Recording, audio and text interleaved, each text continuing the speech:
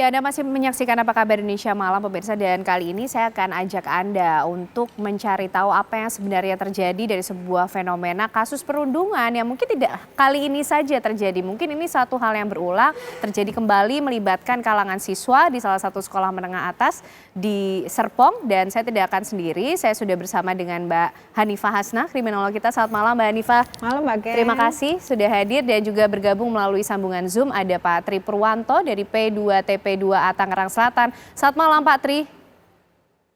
Malam, selamat malam. Ya, Pak Tri, informasinya ini pelaku, korban maupun juga pihak-pihak yang terlibat dalam kasus perundungan ini sudah hadir ke P2TP2A. Bagaimana Pak perkembangannya sejauh ini? Oh ya, baik. Mungkin dikonfirmasi dulu yang hadir di kantor kita, di kantor PTD PPA ini korban ya. Oke. Karena sesuai dengan tupoksi kita, pendampingan terhadap korban-korban kekerasan terhadap perempuan dan anak. Mungkin itu. Dan yang sudah kita lakukan terhadap korban, juga sudah kita lakukan pemeriksaan psikologi terhadap korban. Kemarin jam 15.00 sampai jam 17 kita sudah melakukan pemeriksaan. Demikian. Oke, baik Pak Tri, lalu untuk kondisi korban sejauh ini seperti apa Pak? Kalau dari kasus perundungan yang kemarin artinya ada berapa korban Pak Tri? Untuk sementara satu yang kita baru ketahui dan sudah kita lakukan pendampingan, proses hukumnya juga sudah kita lakukan pendampingan. Jadi untuk kondisi korban ya trauma ya, yang jelas trauma. Traumanya apalagi dengan berita-berita yang memang sudah beredar di media massa, media elektronik maupun sebagainya gitu di medsos gitu. Itu juga mempengaruhi kondisi psikis korban seperti itu. Oke, Pak, mungkin dari keterangan korban yang mungkin bisa kita ketahui, apa sebenarnya yang dialami oleh korban sendiri? Apa juga ada kesalahan atau tindakan apa yang kemudian menyebabkan korban atau memicu korban harus menghadapi perundungan atau bully yang dilakukan oleh para pelaku? Nah itu kita belum dapat detailnya ya dari hasil pemeriksaan kemarin karena belum keluar hasil pemeriksaan oleh tim psikolog kita untuk detailnya apa yang terjadi dan sebagainya gitu loh. Karena ini juga termasuk di dalam aduan nanti di kepolisian seperti itu. Mungkin detail, tapi yang pasti kondisi korban saat ini trauma dengan kejadian ini dan berita yang sudah ada di media sosial. Oke, baik Pak Tri. Mbak Hanifah, ini korban sudah datang ke P2TP2A, sudah dilakukan treatment lah yang harus diberikan. Tapi kalau kita melihat dari kasusnya sendiri Mbak, lagi-lagi terjadi melibatkan kalangan siswa, bahkan aksi perundungan ini. Apa sebenarnya yang tengah terjadi di kalangan remaja kita ini sih Mbak? Kenakalan semacam apakah yang harus kita lihat ini di lingkungan pendidikan? Oke, baik Mbak Ken. Jadi sebetulnya kan ini kondisi yang sudah terbaca ya, kondisi terprediksi untuk anak-anak usia remaja. Ini kan remaja udah mau akhir ya karena dia mau masuk kuliah. Nah mereka ini sedang mencari jati diri. Kita sama-sama tahu lah mereka mencari jati diri. Hanya saja mungkin jati dirinya salah gitu ya. Karena mereka berharap dia itu mempunyai kemampuan, dia mempunyai kuasa. Nah kuasanya mereka adalah dengan cara seperti ini, itu yang salah. Sebetulnya kan kalau kita ngelihat normalnya mereka harus berprestasi gitu ya, tapi kan tidak semua anak seperti itu. Justru yang ingin saya soroti adalah ini adalah geng delinquen. Geng delinquen itu adalah geng penyimpangan. Oke. Dan ini justru geng delinquen ini geng yang sangat-sangat diminati oleh remaja. Karena ketika dia masuk ke dalam geng itu, harga dirinya naik. Tingkat kekerenannya itu meningkat.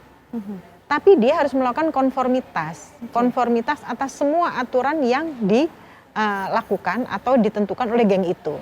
Misalnya ketika masuk ke geng ini harus mau dipukulin dulu. Berarti kan ada yang salah, kenapa kita harus merelakan dipukulin? Berarti ada konsep diri yang kurang, ada konsep diri yang negatif gitu ya. Sehingga dia mau diperlakukan seperti itu. Pun pelaku, kenapa dia mau sampai melakukan itu kepada orang lain? Apakah nggak ada lagi empatinya? Apakah dengan dia seperti itu dia merasa keren, dia merasa hebat gitu ya? Ada konformitas, ada peer group, ada peer pressure. Jadi yang sudah masuk kelompok itu harus menganiaya orang lain biar dia menjadi kuat gitu ya. Karena apa, ketika dia ditepokin sama teman-temannya, dia merasa bahwa oh ini loh aku keren, aku hebat, aku dihormati, aku ditakuti. Ini yang menjadi fenomena sekarang yang terjadi di anak-anak sekarang. Sehingga mereka lebih suka mendapatkan kehormatan dengan cara kekerasan. Dan akhirnya kemudian mungkin bisa kita katakan bukan rela ya, akhirnya menerima untuk menerima sikap-sikap yang dilakukan oleh para pelaku ya, begitu. Ketika ini dilakukan secara turun-temurun yang artinya menjadi warisan kebencian dan warisan kekerasan, akhirnya dia merasa bahwa ketika aku mau masuk ke geng-geng yang keren, yang dianggap keren dalam tanda kutip, ya aku harus mau diperlakukan seperti itu. Harusnya kan harga dirinya nggak seperti itu, aku nggak mau dong masuk ke situ, aku nggak apa-apa kok nggak masuk geng seperti itu gitu kan, berarti ada yang salah. Ada konsep dari yang mana? salah. Ada konsep yang salah. Kenapa dia seperti ini? Bagaimana orang tuanya itu mengasuh selama ini sehingga membentuk anak yang bisa menjadi korban dan membentuk anak yang menjadi pelaku. Kalau memang korban ini merelakan diri loh ya, walaupun nggak ada korban yang merelakan diri gitu ya. Tapi kalau dia melakukan konformitas berarti kan ada yang salah gitu. Lalu bagaimana orang tua korban selama ini, pelaku selama ini mengasuh anak ini sehingga membentuk anak-anak yang agresivitasnya terlalu tinggi. Seperti itu. Oke, Mbak Hanifa, menarik. Kita bicara nanti juga melangkah ke proses parenting yang nampaknya cukup penting ya, mengambil peran dalam bagaimana seorang anak kemudian beradaptasi di lingkungan. Tapi Pak Tri, apakah korban ini juga menyampaikan keterangan, bercerita soal geng ini, Pak? Ya, kalau untuk geng ini memang dia cerita. Jadi ternyata geng ini sendiri, informasi yang kita dapat memang sudah berdiri dari udah lama ya, udah ada ini generasi yang jadi generasi pertama, generasi kedua, ketiga dan seterusnya sebelum generasi ke-9 ini tidak ada kekerasan gitu loh. Tapi pas di generasi 9 ini kekerasan dalam hal tadi kasarnya prospek lah gitu loh, terjadi kekerasan seperti itu, dan ini dialami oleh korban di saat masuk geng ini gitu. Jadi sebetulnya geng ini sudah ada gitu loh. Jadi kalau di istilah kata tuh namanya warung ibu gaul, kalau warung ibu gaul. Terusnya gengnya namanya geng itu ya, kita tahu. Nah itu seperti itu. Tapi di katanya di generasi yang sekarang ini terjadi kekerasan dalam perengkutan anggota lah. Oke. Artinya korban mengkonfirmasi bahwa geng ini memang melakukan proses seperti itu untuk perekrutan dan korban ini menjalani itu sebagai suatu proses untuk masuk ke dalam geng tersebut, Pak Tri? Nah untuk intinya begini, korban hanya menyampaikan mengalami kekerasan seperti itu, gitu loh. Menyampaikan kekerasan seperti itu yang dia harus lalui gitu loh, untuk diterima pasarnya gitu, untuk diterima di situ. Nah untuk detailnya memang kita belum dapat karena hasil pemeriksaan kemarin tuh belum keluar. Mungkin nanti juga itu termasuk dalam hal berita acara yang akan diberikan kepada pihak kepolisian nantinya. Oke, baik Pak Tri. Mbak Hanifa, kalau mendapatkan informasi penjelasan dari yang disampaikan Pak Tri tadi soal apa-apa saja mungkin ya yang coba untuk diungkapkan yang diceritakan korban, bagaimana kemudian mungkin bisa menjahit kronologinya seperti apa nanti dan apa yang bisa kita tangkap kemudian, tapi dijawabnya nanti Mbak Hanifa. Usai jeda kami masih akan kembali untuk Anda pemirsa. Ya, inilah pemirsa kami hadirkan untuk Anda fakta kasus bullying yang terjadi di Binus School Serpong, di mana kasus perundungan ini terjadi 2 kali pada 2 Februari dan juga 13 Februari 2024. Perundungan diduga terjadi di luar lingkungan sekolah, yaitu sebuah warung yang berada di dekat sekolah tersebut. Nah, korban perundungan ini mengalami luka memar hingga luka bakar dan saat ini tengah mendapatkan perawatan di rumah sakit. Perundungan ini pun diduga melibatkan anak artis terkenal berinisial VR, anak dari pemimpin kantor salah satu televisi berita ternama berinisial AS.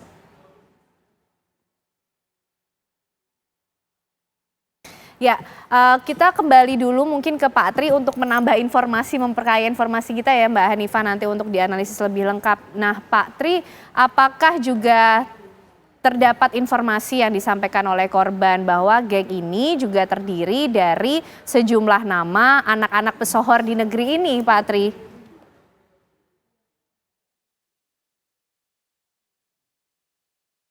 Baik, kami belum bisa mendengar suara Pak Tri, mungkin bisa dinyalakan Pak audionya atau mikrofonnya. Oke, ya. Ya, silakan Pak Maaf. Tri. Ya, untuk detailnya terkait dengan anak siapa kita memang belum mengetahui itu. Karena yang terjadi berita yang simpang siur kan, anak ini kita juga belum tahu. Karena memang itu ada di ranah proses penyelidikan di kepolisian ya, gitu loh. Yang saya ingin ini kan adalah yang kita dampingi adalah korban dari perundungan ini sendiri, gitu. Ini yang harus menjadi yang menjadi tugas kita dalam mendampingi korban ini. Jadi bagaimana dengan pelaku? Pelaku di dalam Undang-Undang Sistem Peradilan Anak pun mempunyai hak-hak yang juga sama, gitu loh. Dia juga harus dijaga privasinya dan sebagainya. Makanya saya dengan melihat video yang sudah tersebar, terusnya bahasa-bahasa yang seolah-olah istilahnya ada anak ini, anak itu juga mengganggu privasi ya, mengganggu privasi ataupun hubungan sosialnya nantinya ke anak-anak ini ke depan, baik itu korban maupun yang terduga pelaku ini, gitu loh. Oke. Ini yang kita sayangkan gitu, sampai akhirnya video itu tersebar, muka anak-anak itu pun akhirnya kita lihat, gitu kan. Nah akhirnya kan mereka akhirnya masing-masing tuh punya trauma, jadi bukan korban aja. Ya. Tapi yang terduga ini juga trauma. Ini yang mungkin yang menjadi perhatian kita, gitu loh, saat ini, gitu loh.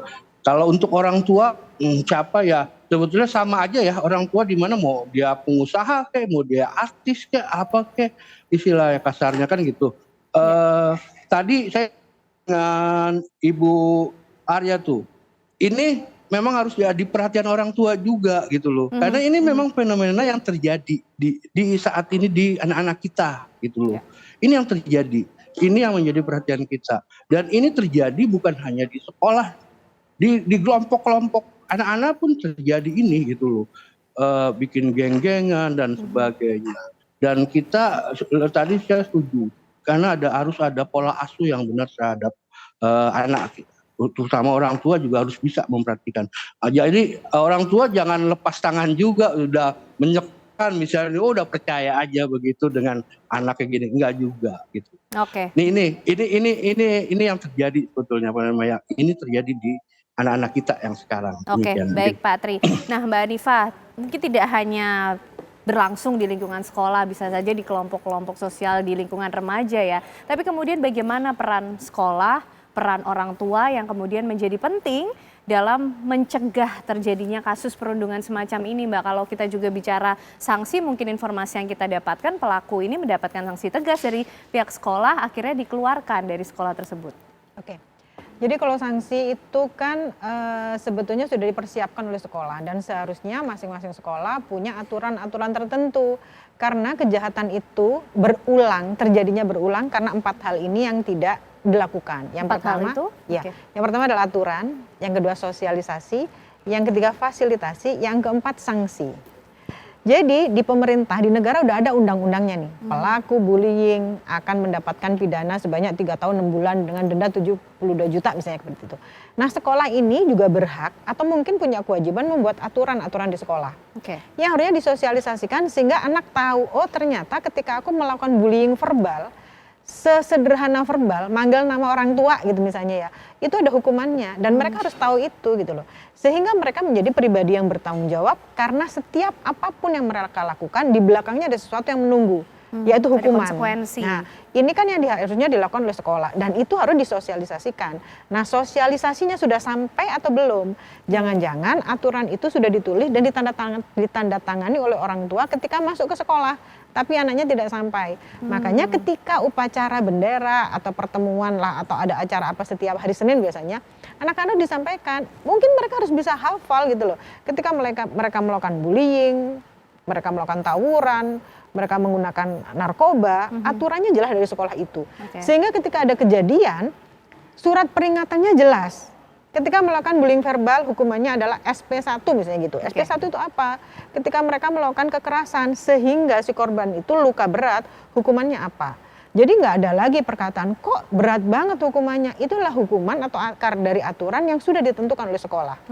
Lalu bagaimana? Apakah nggak ada perlindungan? Ada perlindungan, pastinya ada ya gitu ya.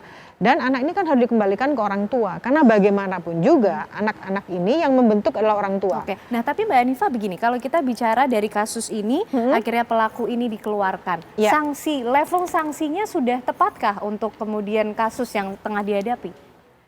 Kalau untuk sekolah itu aturannya seperti itu, ya ini sudah sangat tepat. Karena sekolah itu menepati janjinya sendiri, aturannya sendiri. Kan aturan tidak boleh dilanggar. Dia yang bikin gitu ya.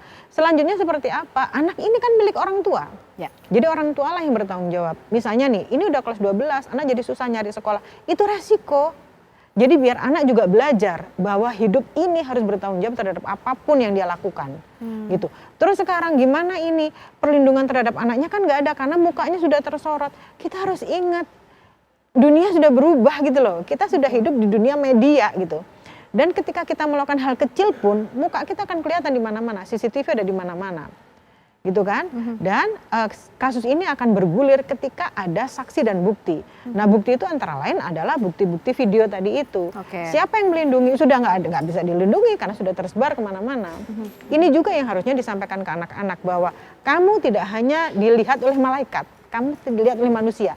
Dan manusia itu cara menyebarkannya lebih horor mungkin daripada malaikat gitu ya. Seperti itu. Baik, Pak Tri mungkin juga bisa menambahkan ataupun merespon kalau di era sekarang Pak nampaknya privasi kita sepakat bahwa privasi anak ini penting untuk dijaga. Tapi kemudian mengontrol bagaimana dunia maya ini juga sebegitu aktif mencari tahu informasi di balik siapa pelaku, siapa korban, siapa orang tua dari pelaku. Bagaimana mengenai hal ini Pak Tri? Ya, jadi gini, di Undang-Undang Perlindungan Anak itu yang mempunyai kewajiban adalah bukan hanya aparat pemerintah saja, tapi masyarakat juga dalam memberikan perlindungan terhadap anak. Itu poin pertama. Jadi terkait dengan tadi, makanya kita bersama KPAI kemarin sudah menginikan video-video mana yang sudah tersebar dan juga ini kita ingin bersurat ke Kominfo untuk men-take down lah kasarnya seperti itu berita video-video yang di situ ada wajah anak-anak gitu. Dan itu yang akan kita bersurat ke Kominfo. Jadi ini demi anak-anak juga, demi dengan fisiologi anak juga, baik itu anak-anak yang menjadi korban maupun yang terduga seperti itu. Itu yang akan kita lakukan bersama dengan KPAI kemarin seperti itu. Jadi memang inilah yang terjadi fenomena ini sekarang, kekerasan itu terjadi di dunia sosial. Jadi gampang orang mendapatkan informasi dan tapi kan juga belum tentu kebenarannya. Makanya ini yang akan kita cari tahu duduk persoalannya, dan ini yang sedang dibahas oleh pihak kepolisian untuk mengklarifikasi semuanya. Jadi kita sudah melakukan pertemuan dengan pihak kepolisian, Polres Tangsel, Metro, terusnya KPAI, dan terusnya ada dari Peksos.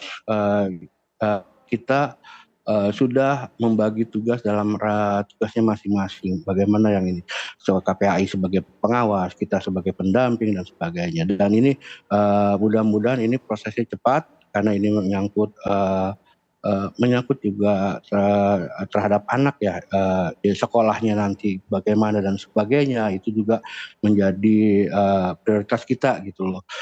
Terkait dengan anak yang dikeluarkan, misalnya dikeluarkan pun kita juga harus punya solusinya, karena di Undang-Undang Perlindungan Anak itu tidak serta-merta harus sekolah itu mengeluarkan tanpa ada solusinya, karena di Undang-Undang Perlindungan Anak itu hak pendidikan adalah menjadi hak anak untuk mendapatkan pendidikan, jangan sampai terputus. Dan ini sering sering kita lakukan sosialisasi dan sering kita memfasilitasi sekolah-sekolah yang memang jika ada seperti ini kita fasilitasi untuk sekolah di mana, tergantung dari memang anak ini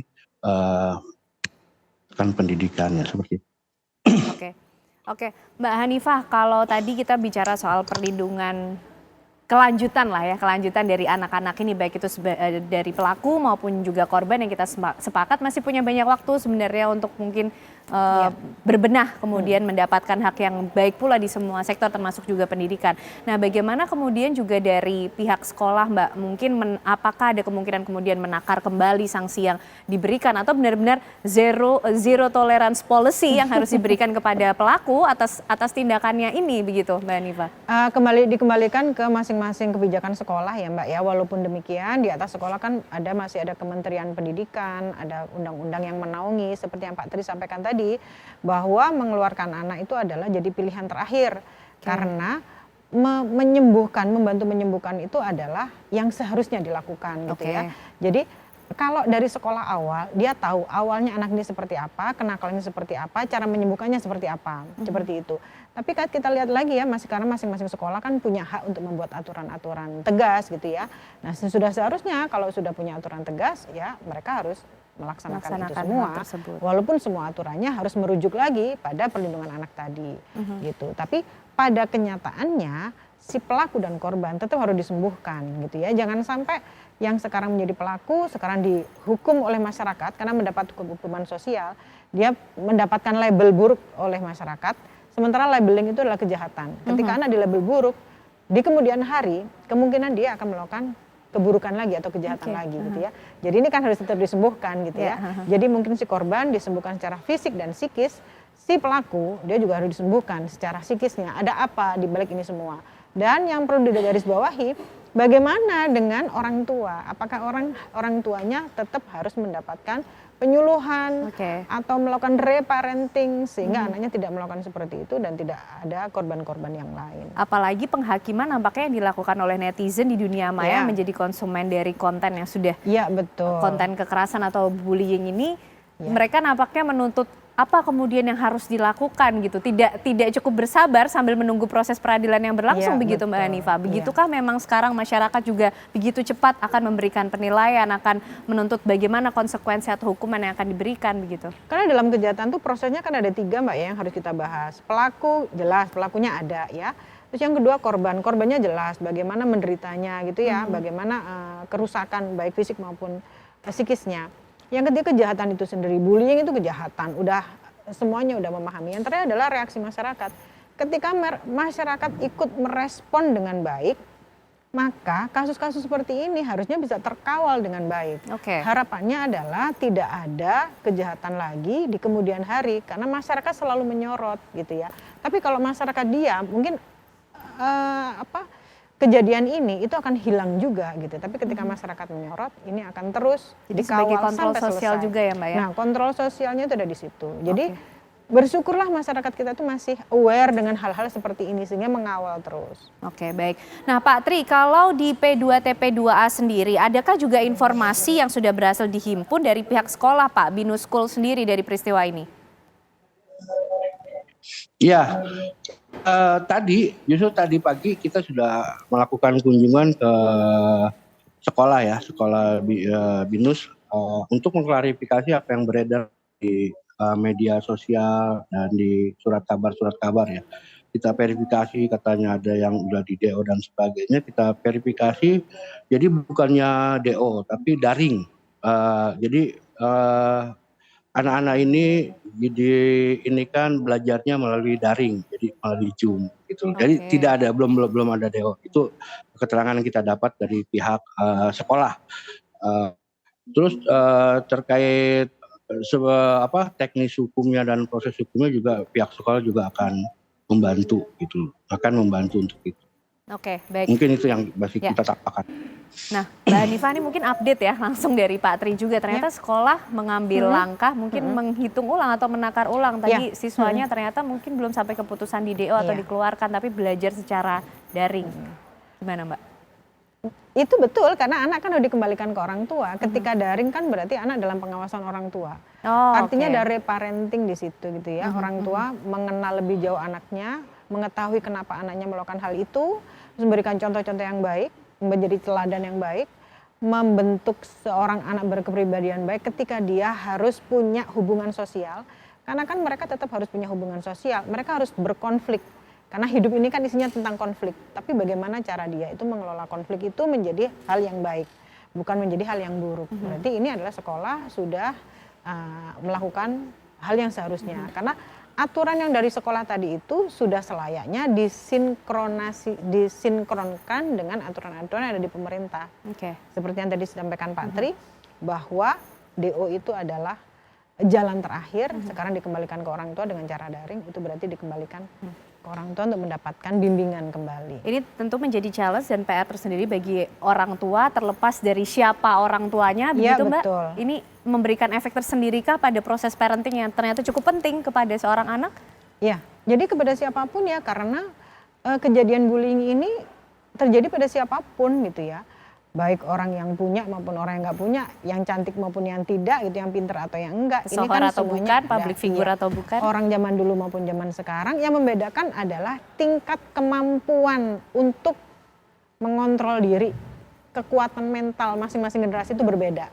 Gitu. Nah, kenapa anak-anak zaman sekarang itu mentalnya segitu lembeknya gitu. Ya. Ada apa ini? Apakah karena orang tua juga yang mendidik anak menjadi anak yang lemah, atau faktor apa lagi? Nah, dengan dikembalikan ke orang tua, biarlah orang tua yang berkaca ada apa ini dan melakukan reparenting yang baik. Oke, tentu ini menjadi suatu pelajaran yang penting ya, tidak hanya bagi sekolah tapi juga orang tua untuk masa depan anak-anak Indonesia yang lebih baik, tentunya tidak ada lagi kasus perundungan, harapannya ya Mbak ya, Harapannya apalagi demikian. di lingkungan pendidikan. Mbak Hanifah Hasna, terima kasih sudah bergabung malam Sama-sama, hari Mbak ini, Ken. sudah berbagi informasi dan pengetahuan bersama kita di Apa Kabar Indonesia Malam, dan juga Pak Tri Purwanto, P2TP2A dari Tangerang Selatan. Terima kasih Pak sudah bergabung malam hari ini atas waktunya di Apa Kabar Indonesia Malam.